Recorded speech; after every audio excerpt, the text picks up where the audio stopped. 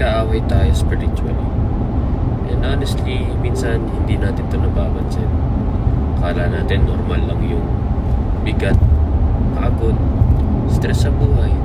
Pero meron palang umaatake. Sabi sa John 10:10, sabi ni Jesus, "The thief comes to only to steal, kill, and destroy.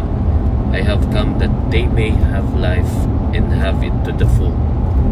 Ibig sabihin, may gustong sumira. Pero si Jesus, siya magbibigay ng buhay at kung ano ba talaga ang purpose mo sa mundo. Kaya minsan, yung peace mo nawawala. Yung joy mo nababawasan.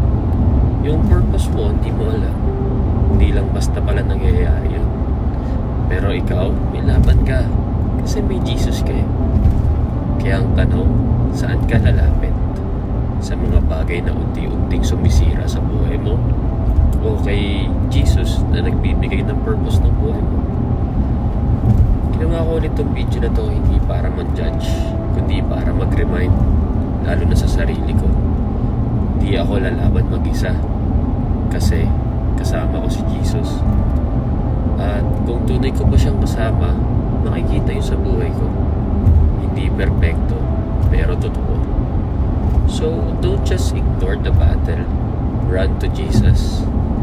And don't just believe, live it. Hanggang doon na lang.